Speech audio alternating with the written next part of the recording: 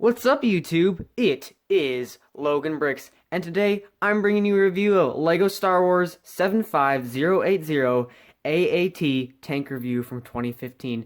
This set is actually regarded as being one of the worst LEGO Star Wars sets, and I don't think it's that bad, which is why I wanted to bring you guys my opinion on it, because I'm one of the few people out there that actually think this set is actually kind of good. So I have a little bit of a story behind why I think this set is actually good. Before this, there were two AATs, Droid AATs that is, before this. I never had the opportunity to buy either one of them. So when this set came out, I was very, very happy because basically at the time of 2015, they had started transitioning from the clone vehicles back to droid vehicles. The clone vehicles before it were, of course, the vehicles that were on Kashyyyk, like the turbo tank. But now, this set came out in 2015, and I finally had a chance to get a droid vehicle. Anyway, let's go ahead and start with the minifigures. So first up, we have Jar Binks. Now, I do have an opinion about Jar Binks. I don't think he's that bad of a character inside of the prequels. Now, that is definitely a very debatable thing to talk about. However, as far as in the Clone Wars, I also feel like Jar Jar was not a bad character. However, in this set, this is the only thing I'm not very happy with in the set. The tank is actually pretty cool, and I really like it, even though it has such a small size. But Jar Jar, I would have liked a Gungan, just like a Gungan warrior, instead of just Jar Jar. As you can see there, Jar Jar has some pretty good printing on the front. This is actually a really great printing compared to the, I believe it came out in 2011. There was a Jar Jar, the same mold and same printing, but they definitely had better colors than the previous version, which I believe was in 2011, inside of the droid transport vehicle. Shield also looks pretty great, the same one that was also featured inside of that 2011 set. On the back here, again, that great head mold looks really fantastic on Jar Jar. He does have some back printing, if I'm able to remove his head. And as you can see there, just a little bit of back printing to go with his front. That is it for Jar Jar. Next up, we have a droid engineer, pilot, or gunner, whatever you want to call him. LEGO has, I believe, changed its name multiple times, and I still don't really know what the blue droid is. Anyway, it's just known as the blue battle droid, typically used as a pilot or gunner or engineer, with a small blaster, as you can see there. And again, it's just a basic B1 battle droid mold and everything, similar to the ones that they still use today. This is still the same mold and printing that they use today, but it included one in the set. And again, I would have liked to have more than just droids and Jar Jar. Maybe have two Gungans and one droid. That would have made the set a lot better, and I believe it would have made a lot of people like the set a lot more. But the tank is still great. Next up, there is the standard B1 battle droid. Again, same mold and printing, well, no printing at all, that they use today inside of battle droids. Anyway, this looks fantastic. I don't think they should ever change the molding of the battle droids or droids at all, simply because they've captured it so well. I kind of like getting generic battle droids.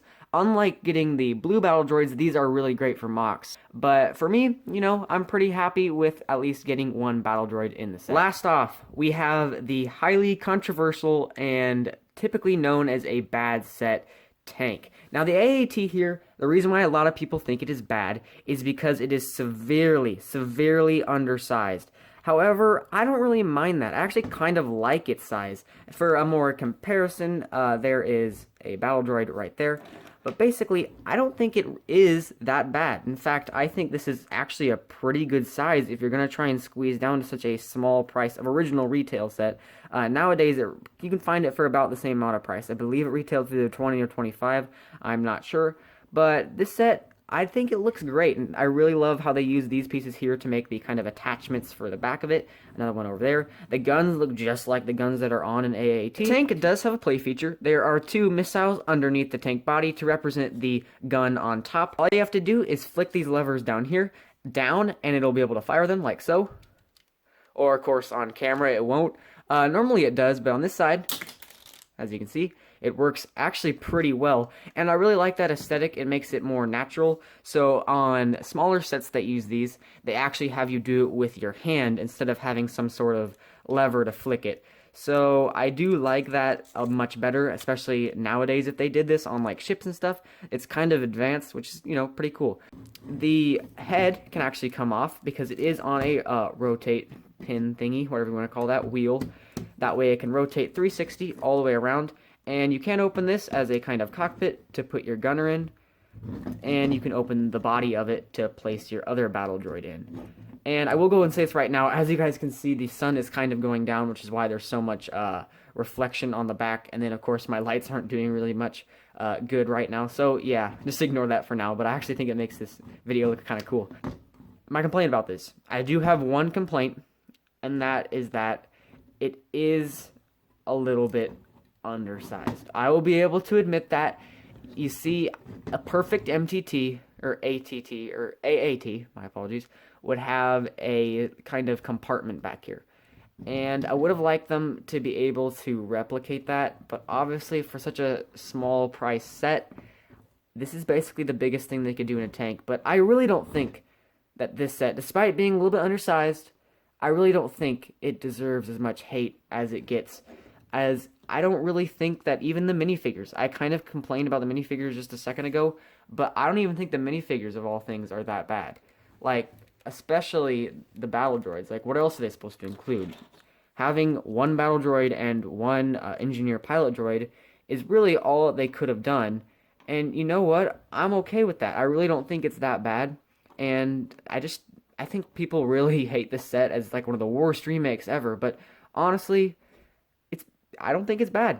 Be sure to subscribe, be sure to leave a like, and comment down below. I have gotten some comments, but I would like more comments, as it really lets me know how I'm supposed to move on forward with my videos. As you guys may have just seen in my update video, go ahead and watch that, by the way. If you've seen the update video, you do know that I have canceled my Jabiim MOC. Now, this is sort of vintage. It's, 4 years old now. But I will be actually having some different than just LEGO Star Wars. I will be actually doing some more vintage content that's not just LEGO Star Wars. But anyway, thank you for watching, and I'll see you guys next time. Peace!